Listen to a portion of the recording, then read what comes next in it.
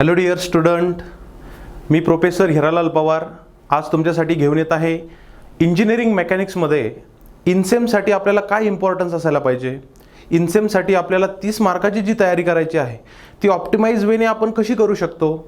कारण बरेचसे क्वेश्चन आपल्या माइंडमध्ये कन्फ्युजिंग असतात आणि ते कन्फ्युजन आपल्याला कुठेतरी दूर करण्यासाठी एका अशा इम्पॉर्टन्स टॉपिकला जर आपण फोकस केलं आणि त्या कन्सेप्टला घेऊन जर आपण त्यावरच न्यूमेरिकल जर आपण प्रिपेअर केले तर नक्कीच आपल्याला 20+ मार्क्स मिळण्याचे चान्सेस वाढतात. मग त्यासाठीच हा व्हिडिओ मी तुमच्यासाठी घेऊन येत आहे की इम्पॉर्टन्स इनसेमला काय असायला पाहिजे. तर इकडे बघा, आपल्याला माहिती आहे की इनसेमला आपल्याला 4 क्वेश्चन्स असतात, बरोबर. त्यातलं फर्स्ट युनिट नंबर 1 आपल्याला 2 क्वेश्चन्स असतात. त्या एका क्वेश्चन्समध्ये आपल्याला 3 सब क्वेश्चन्स येतात, ते म्हणजे generally A, B and C, बरोबर. त्याच्यानंतर क्वेश्चन्स 2ला पण A, B आणि C. म्हणजे जर आपण बघितलं तर आपल्याला 6 क्वेश्चन्स एका युनिटसाठी आपल्याला काय करावं लागतात, प्रिपेअर करावं लागतात. परंतु त्या 6 क्वेश्चन्सला जर आपण ऑप्टिमाइज वेने 3 to 4 टॉपिक्सपर्यंत जर गेलो तर नक्कीच आपल्याला 15 आणि 15 म्हणजेच यामध्ये आपल्याला कंप्लीट 15 मार्क्सचं काय होणार आहे, प्रिपरेशन होणार आहे. कारण आपल्याला एक क्वेश्चन तर और ठेवावंच लागेल. सिमिलरली जर आपण क्वेश्चन्स 3 आणि 4 मध्ये जर गेलो, क्वेश्चन्स 3 आणि 4 मध्ये जर गेलो तर आपल्याला लक्षात येईल की क्वेश्चन्स 3 मध्ये पण आपल्याला 3 सब क्वेश्चन्स येणार आहेत. सिमिलरली त्यालाच और आपला काय असणार आहे, क्वेश्चन्स 4 आणि त्यामध्ये येणारे सब 3 क्वेश्चन्स आहेत A, B, C. आता हे बेसिकली ABC सांगण्याचं रिझन काय, तुम्हाला माहिती आहे का, कंपल्सरी 4 मार्कापर्यंत तुम्हाला थेरी क्वेश्चन्स प्रत्येक क्वेश्चन्समध्ये येणार आहे and that is our additional point. समजतंय. आता या ॲडिशनल पॉईंटचा बेनिफिट काय होणार आहे, जरी आपल्याला एखादं न्यूमेरिकल कंप्लीट सॉल्व करता नाही आलं आणि तो थेरी क्वेश्चन्स आपल्याला व्यवस्थित लिहिता आला तरी आपले एका क्वेश्चन्समध्ये आउट ऑफ 15 आपण मिनिमम 8 to 10 मार्क्स काय करू शकतो, मिळवू शकतो. आणि हीच सगळ्यात महत्त्वाची गोष्ट आहे आणि ती आपल्याला कळली पाहिजे. आता सिमिलरली जर मी युनिट नंबर 2 कडे गेलो आणि त्या युनिट नंबर 2च्या क्वेश्चन्स 3 आणि 4ला जर मी ऑब्झर्व केलं तर सिमिलरली मला या क्वेश्चन्स C मध्ये दोघांकडे परत 4 मार्काचा एक तरी थेरी क्वेश्चन्स असणार आहे, राईट. आता थेरी क्वेश्चन्सकडे पण आपण फोकस काय करायचं, कारण आपल्याला पासिंग पाहिजे, बरोबर. पासिंग पण आपल्याला अशी नको आहे की मग मला 30 पैकी फक्त 12 मार्क्स मिळायला पाहिजे. नो, ज्यावेळेस आपण मिनिमम 20 मार्काची तयारी करणार आहोत तर आपण 12+ नक्कीच असणार आहोत, बरोबर. मग यासाठी काय करावं लागेल, एकाही थेरी क्वेश्चन्सला आपल्याला सोडायचं नाही. म्हणजे आपले झाले 4 मार्क्स, करेक्ट. मग या 4 मार्क्स सोबत माझा ॲटलिस्ट एका क्वेश्चन्समधला 5 मार्काचा एक न्यूमेरिकल तरी काय आला पाहिजे, बरोबर आला पाहिजे. सिमिलरली युनिट नंबर 2 मधला पण एका 5 मार्काचा न्यूमेरिकल बरोबर आला पाहिजे, बरोबर. मग कम्पेअर करा, 5, 5, 10 आणि थेरीचे 2 क्वेश्चन्स नियर अबाउट 8 आणि प्लस तुम्ही दोघांमधून एक क्वेश्चन्स तर हाफ सॉल्व करालच. इट मीन्स तुम्हाला टोटली किती मार्क्स मिळतात, 20+. कधी विचार केलाय. आणि याच स्ट्रॅटेजीने जर तुम्ही फोकस केलं तर नक्कीच तुम्हाला कळेल की आपल्याला 20+ मार्क्स घेणं किती सोपं आहे. आता राहिला प्रश्न थेरी व्यतिरिक्त जे न्यूमेरिकल्स आहे तर ते कुठल्या कुठल्या टॉपिकवर आपल्याला मॅक्सिमम आत्तापर्यंतच्या इनसेममध्ये आपल्याला विचारलेत, बरोबर. आणि त्याच टॉपिक्सला जर मी फोकस केलं तर मला लक्षात येईल की यस, फक्त काय होतंय, न्यूमेरिकलमध्ये फोर्स देण्याची स्ट्रॅटेजी थोडी चेंज होते, बट त्याच्या मागचा फॉर्म्युला आणि कन्सेप्ट ही सेमच आहे. मग मी जर त्यालाच कम्प्लिटली फोकस केलं तर मला कळेल की यस, म्हणजे मला न्यूमेरिकल्समधून 5 काय, मी त्याऐवजी 10 मार्क्स सुद्धा टोटल मिळवू शकतो. चला तर मग आपण बघूया की युनिट नंबर 1 मध्ये असे काही इम्पॉर्टन्स आहे जेणेकरून मला युनिट नंबर 1 मध्ये 15 आउट ऑफ 10+ तरी मार्क्स मिळवता आले पाहिजे. यस, तर आपण ते बघूया. ओके, आता आपल्याला माहिती आहे की युनिट नंबर 1 मध्ये आपण 3 लॉ बेसिकली शिकलेलो आहोत. फर्स्ट कुठला आहे, तर फर्स्ट आहे आपला triangular law, correct. Triangular law. आता या ट्रँग्युलर लॉला जर आपण ऑब्झर्व केलं तर याच्यामध्ये आपण बेसिकली याच्यातच आपण वापरतो तो म्हणजे साइन रूल, करेक्ट. आता या साइन रूलचा यूज करून आपण काय करणार आहे, न्यूमेरिकल सॉल्व करणार आहे. दुसरी गोष्ट, याच युनिटमध्ये आपण दुसरा एक लॉ बघितला आहे, तो म्हणजे law of parallelogram. Law of parallelogram. Okay, आता तिसरा अजून एक लॉ आपण बघितलाय. यस, तो लॉ आहे आपला वॅरिग्नोस थेरमचा, म्हणजेच ज्याच्यामध्ये आपल्याला काय येते, मुवमेंट येते. राईट. आता ह्या वॅरिग्नोस थेरमला जर ऑब्झर्व केलं तर याच्यामध्ये आपल्याला मुवमेंट पण कॅल्क्युलेट करावी लागते. आणि मोस्ट इम्पॉर्टंट एक बघा की कदाचित या तीनपैकी कुठला तरी एक लॉ जर एक्झाममध्ये आला नाही तर त्याच्या जाग्यावर येण्याचे चान्सेस अजून एका प्रकारच्या न्यूमेरिकलचे आहे, आणि ते पण खूप इम्पॉर्टंट आहे. ते म्हणजे चौथा टॉपिक आपला येतो coplanar concurrent force सिस्टीमवरले numericals. कुठले? को प्लॅनर कंकरंट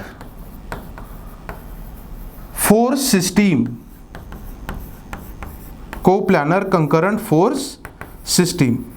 आता मला सांगा, या चारही टॉपिकमधून आपण ऑप्टिमाइज 3 टॉपिक जरी परफेक्ट केले तरी आपल्याला 2 टॉपिकवरचे 5 आणि एक न्यूमेरिकल कुठल्या तरी 6 मार्क्सला येणार, म्हणजे आपलं टोटल 15 मार्क्स होतात. राईट.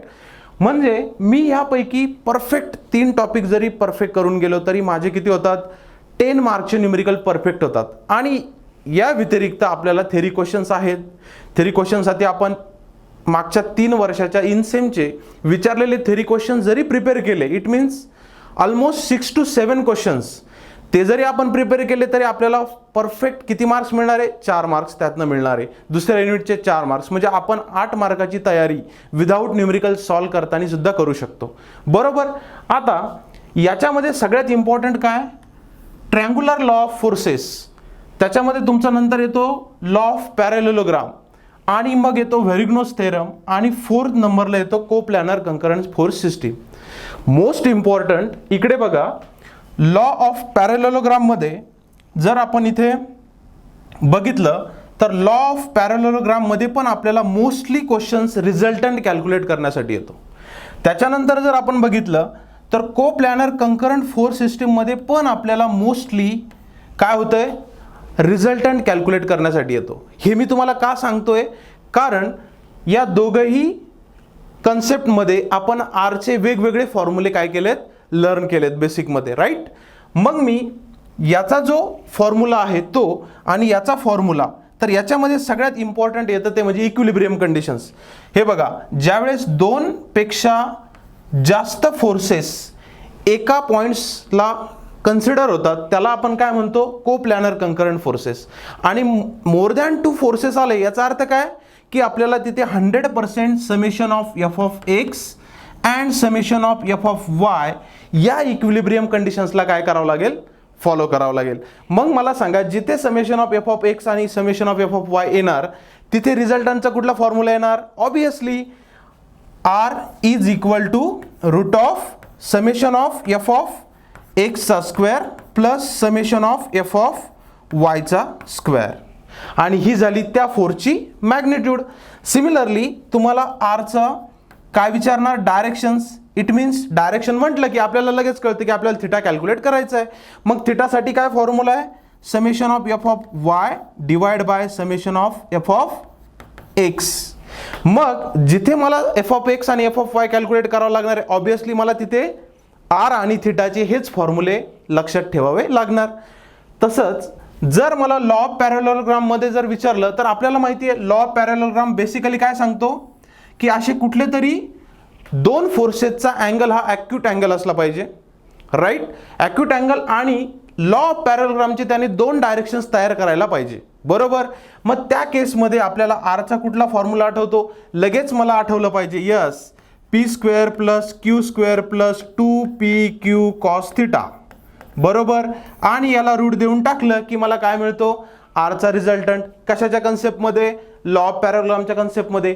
मग माझं कन्फ्युजन इथेच क्लिअर झालं पाहिजे की मी इंजिनिअरिंग मेकॅनिकच्या युनिट 1 मध्ये 2 आरचे फॉर्म्युले जर लर्न केलेत तर सर मी आता कुठला यूज करायला पाहिजे, यस, त्यासाठी या 2 टॉपिकला इथे फोकस करायचं. आणि एकदा का आपल्याला कळालं की यस, मोर दॅन 2 फोर्सेस आले, त्यात पण अननोन एखादा आला, त्याच्यात पण रिझल्टंट विचारताय, म्हणजे मला कुठे फोकस केलं पाहिजे, मला कंकरंट फोर्स सिस्टीमला फोकस केलं पाहिजे. आणि त्या केसमध्ये मला लगेच कळायला पाहिजे यस इथे मला समेशन एफ ऑफ एक्स आणि एफ ऑफ वायच कॅल्क्युलेट करायचं आहे, त्या केसमध्ये मला आर मिळणार. ह्या 2 टॉपिकमध्ये एवढंच कन्फ्युजन आहे. एकदा ते तुमचं दूर झालं की you will get complete solution for your numericals. म्हणजे बघा इथे आपल्याला काय मिळतं आहे, बेसिकली 5+5, जरी 6 मार्क्सचा क्वेश्चन असेल तरी मी 5 पकडतोय, राईट. म्हणजे इथूनच मला 10 मार्क्स 100% मिळतात. आणि जर मला इथे 10 मार्क्स मिळत असेल, थेरीचे मला आउट ऑफ 4 3 मार्क्स मिळत असेल, तरी मी पहिल्याच क्वेश्चनमध्ये 13+ निघून जातो, बरोबर. मग मला सांगा, सेम स्ट्रॅटेजी जर मी युनिट नंबर 2 ला अप्लाय केली तर मला कळेल की सेम कन्सेप्ट मी तिथे पण ऑप्टिमाइज वेने गेलो तर मला तिथे सुद्धा 13+ मार्क्स मिळवता येतील, बरोबर. मित्रांनो, इनसेम तोंडावर आली. खरंच अभ्यास झालाय का? आपण कॅपेबल आहोत का आता स्कोर करण्यासाठी? स्वतःला विचारावर. नसेल ना, काळजी नका करू. पर्पल ॲट ॲप्लिकेशन प्ले स्टोरवर लगेच डाउनलोड करा. मित्रांनो, पर्पल ॲट ॲपमध्ये M1 M3 आणि मेकॅनिक्सचे video lecture plus paper solution आहे. एकदम ऑफोर्डेबल प्राइसमध्ये, वेगळी प्राइस नाही, एकाच प्राइसमध्ये तुम्हाला course plus paper solution. So अभ्यास करा, लगेच पेपर सोल्युशन करा, तुमचे विषय स्कोर करा. मित्रांनो, ॲप्लिकेशनच पर्पल हॅटच का? कारण 100% आम्ही गॅरंटी देतो. व्हिडिओ लेक्चर जे फ्री आहे ते बघा, तुम्हाला इतके सोपे वाटतील, तुम्ही स्कोर करशाल. सेकंडरी तुम्हाला वाटलं तुम्हाला बेसिक येत नाही तरी तुम्ही स्कोर करशाल. आणि पूर्ण कोर्स मराठीत आहे.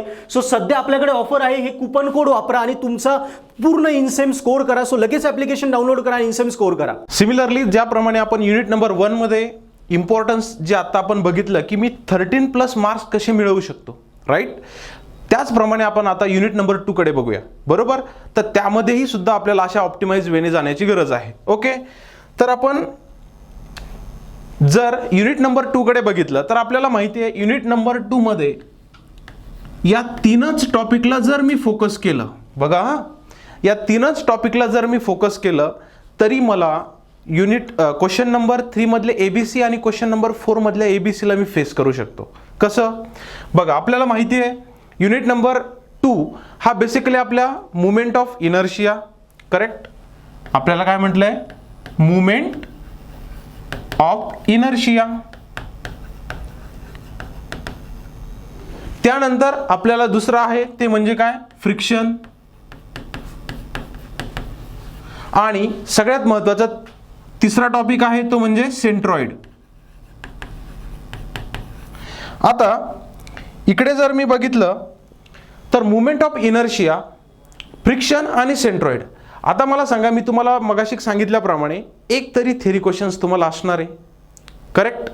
आता या 3 टॉपिक पैकीच मला एक तरी काय असणार आहे? Theory questions. थेरी क्वेश्चन्स म्हणजे काय? फ्रिक्शन रिलेटेड कन्सेप्ट तुम्हाला एक्सप्लेन करावी लागेल, किंवा बेसिक लॉ ऑफ फ्रिक्शन सांगावं लागेल, किंवा सेंट्रॉइडची कन्सेप्ट एक्सप्लेन करावी लागेल विदिन 6 to 10 लाईन्समध्ये. मग त्यासाठी मला वेगळा थेरी क्वेश्चन्स किंवा थेरी क्वेश्चनसाठी मला वेगळा एखादा टॉपिक आहे का? नो. मी जर या 3च टॉपिकला फोकस केलं तर यातच माझे होणारे न्यूमेरिकल्स, बरोबर, यातच माझे होणारे न्यूमेरिकल्स आणि न्यूमेरिकल्स बरोबरच माझी होणारे थेरी. जसं की युनिट नंबर 1 मध्ये मी लॉ ऑफ पॅरॅललोग्राम न्यूमेरिकलसाठी वापरतोय, त्याचीच कन्सेप्ट वाचली की माझा थेरी पण प्रिपेअर होतोय. वॅरेग्नोस थेरम वाचला की थेरी प्रिपेअर होते, न्यूमेरिकलसाठी तयार होत आहे.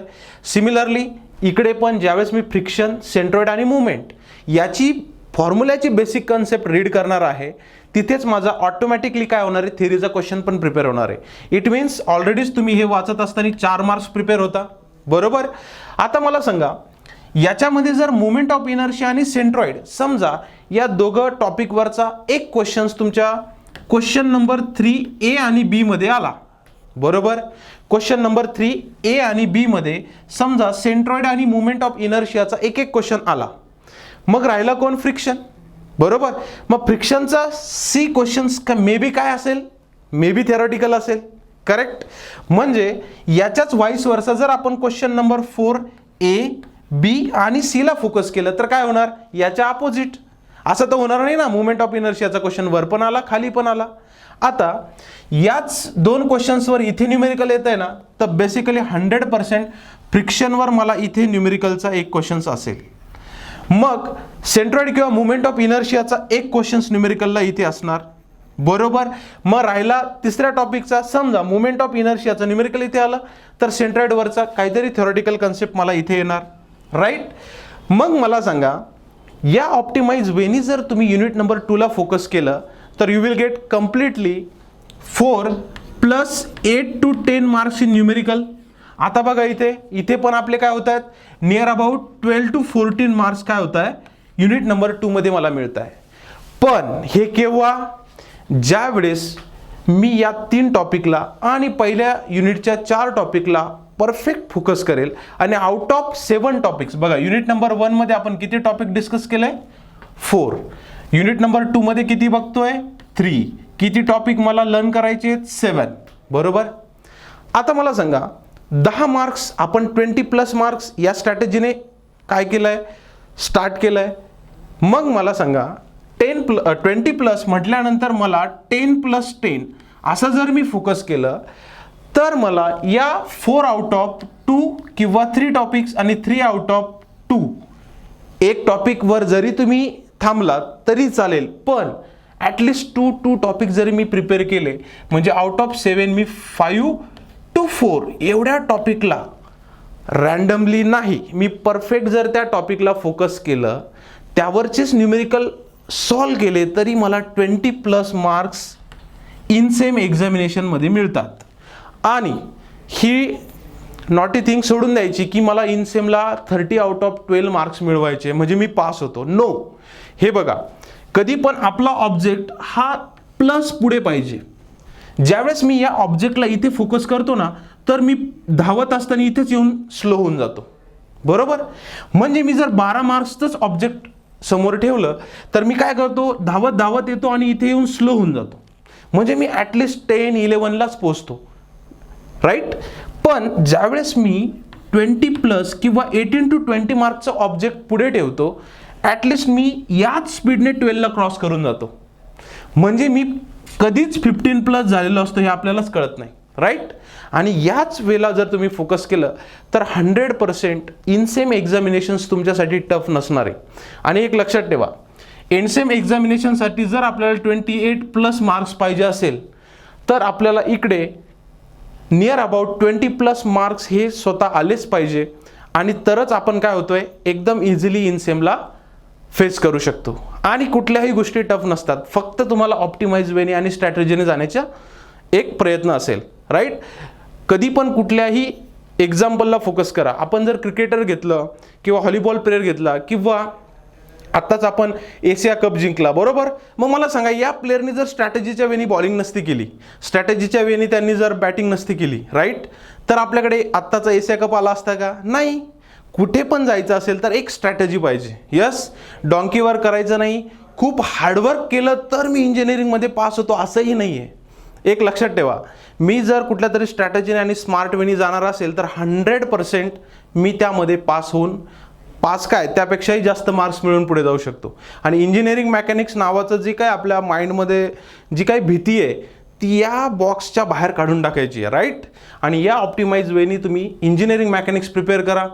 नक्कीच यापुढेही आता याच ऑप्टिमाइज वेनी आणि एकदम सुटसुटीत सरळ भाषेमध्ये आपल्याला इंजिनिअरिंग मेकॅनिक्सचे पुढचे व्हिडिओ बघायचे आहेत, जेणेकरून त्यातनं मला कळेल की इंजिनिअरिंग मेकॅनिक्स माझ्यासाठी किती सोपं आहे. Okay. So best of luck to everyone.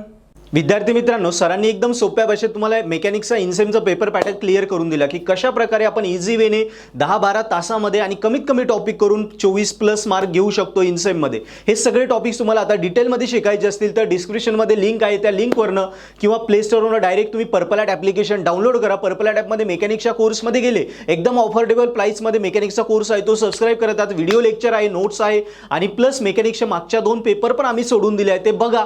ते व्हिडिओज बघून एकदम इझी वेने हार्डली तुम्ही 8 ते 10 तासात मेकॅनिक्सचा इनसेमसाठी रेडी होऊ शकता आणि पेपर स्कोर करू शकता. सो लगेच पर्पल ॲट ॲप्लिकेशन डाउनलोड करा आणि मेकॅनिक्सचा पेपर स्कोर करा. तरच तुम्हाला वाटलं मला फायदा झाला. आणि हा सबस्क्रिप्शन 6 महिने व्हॅलिड आहे. आता तुम्ही सबस्क्राईब केलं, तुम्हाला एंड सेमला पण हेच व्हिडिओ पुन्हा पुढचे भेटतील फ्रीमध्ये, तेही तुम्हाला बघायला भेटतील. यस. आणि तुम्हाला वाटलं खरंच फायदा झाला, मला ऑफलाईन पण क्लासला यायचं आहे, तर तुम्ही ऑफलाईन क्लासेससाठी पण इन्क्वायरी करू शकता. यस. सो आपलं पर्पल ॲट ॲप्लिकेशन डाउनलोड करा आणि मेकॅनिक्स स्कोर करा.